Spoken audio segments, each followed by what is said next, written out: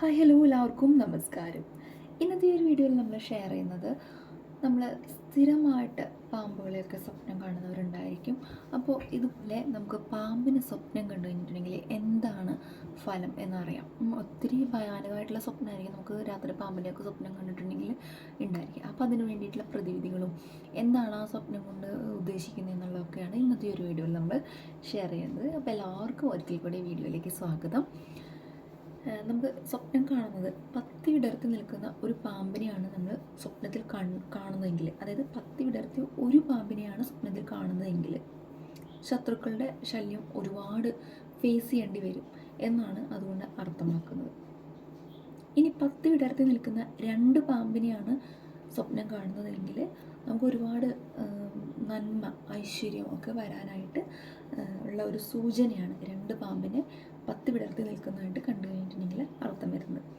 ഇനി പാമ്പിനെ കൊല്ലുന്നതായിട്ടാണ് സ്വപ്നം കണ്ടതെങ്കിൽ നമുക്ക് പെട്ടെന്ന് പേടിയാവുന്ന ഒരു സ്വപ്നമാണ്. എങ്കിൽ പോലും അതിൻ്റെ ഫലം വളരെ നല്ലതാണ്.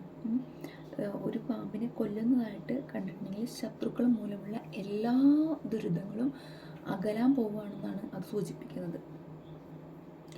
ഇനി പാമ്പ് കൊത്തുന്നതായി കണ്ടു കഴിഞ്ഞിട്ടുണ്ടെങ്കിൽ അതിനേക്കാൾ ഭയം തോന്നും നമ്മുടെ മനസ്സിൽ. രാത്രിയൊക്കെ അങ്ങനെ ഒരു സ്വപ്നം കണ്ടു കഴിഞ്ഞിട്ടുണ്ടെങ്കിൽ, എന്നാൽ അതൊട്ടും ഭയം വേണ്ട, വളരെ പോസിറ്റീവായിട്ടുള്ളൊരു സ്വപ്നമാണത്. അങ്ങനെ ഒരു സ്വപ്നം കണ്ടു കഴിഞ്ഞിട്ടുണ്ടെങ്കിൽ അതിൻ്റെ അർത്ഥം സമ്പൽ സമൃദ്ധിയാണ് സൂചിപ്പിക്കുന്നത്. വരാനിരിക്കുന്ന ഒരു സമ്പൽ സമൃദ്ധിയുടെ കാലത്തെയാണ് അത് സൂചിപ്പിക്കുന്നത്. ഇനി പാമ്പ് ഒരു വ്യക്തിനെ വിരട്ടി ഓടിച്ച് ആ വ്യക്തി ഓടിപ്പോകുന്നതായിട്ടാണ് കാണുന്നതെങ്കിൽ ദാരിദ്ര്യമാണ് സൂചിപ്പിക്കുന്നത്. ഇനി പാമ്പ് കാലിൽ വട്ടം ചുറ്റുന്നതായിട്ടാണ് കാണുന്നതെങ്കിൽ ശനിദശ നടക്കുന്ന ആൾക്കാർക്കാണെങ്കിൽ ആ ഒരു ശനിദശ കാലത്തെയാണ് ഓർമ്മിപ്പിക്കുന്നത്. അപ്പോൾ കൂടുതൽ ശനീശ്വരനെ നാഗദൈവത്തെയൊക്കെ വചിക്കാനായിട്ട് ആ ഒരു സമയം വിനിയോഗിക്കണം. അതായത് ശനിദശ നടക്കുന്നുണ്ട് എന്നുള്ളത് സൂചിപ്പിക്കലാണ്. ഇനിയിപ്പോൾ ശനിദശയൊക്കെ ആവാൻ പോകുന്ന ജാതകക്കാരാണെങ്കിൽ വരുന്നു എന്നുള്ളൊരു സൂചനയും ഉണ്ട്. അപ്പോൾ അതാത് അനുസരിച്ചിട്ട് എള്ളുതിരി കത്തിക്കുക, അത്തരമുള്ള കാര്യങ്ങളൊക്കെ പാലന്നൂറ് നൽകുക, ഇത്തരം കാര്യങ്ങളൊക്കെ മുടങ്ങാതെ ചെയ്തു വരിക. ഇനി പാമ്പ് കടിയേറ്റിട്ട് ചോര ഒഴുകുന്നതായിട്ടാണ് കാലിൽ നിന്നും മറ്റെവിടെ നിന്നും ചോര ഒഴുകി പോകുന്ന ഒരു സ്വപ്നമാണ് കാണുന്നതെങ്കിൽ ശനിദശ കഴിഞ്ഞു, നിങ്ങളുടെ ലൈഫിലുണ്ടായിരുന്ന ആ ഒരു ശനിയുടെ ബുദ്ധിമുട്ടുള്ള എല്ലാ കാര്യങ്ങളും കഴിഞ്ഞു എന്നാണ് ഫലം. ഇനി പാമ്പ് കഴുത്തിൽ വീഴുന്നതായിട്ട് കാണുന്നുണ്ടെങ്കിൽ നമ്മൾ ഒത്തിരി പേടിക്കുന്ന ഒരു സ്വപ്നമാണെങ്കിലും അതിൻ്റെ ഫലം കിട്ടുന്നത് വളരെ നല്ലൊരു ഫലമാണ്. വളരെ പെട്ടെന്ന് തന്നെ ആ ഒരു വ്യക്തി സമ്പന്നത ആയിത്തീരും എന്നാണ് ആ ഒരു സ്വപ്നത്തിൻ്റെ അർത്ഥം.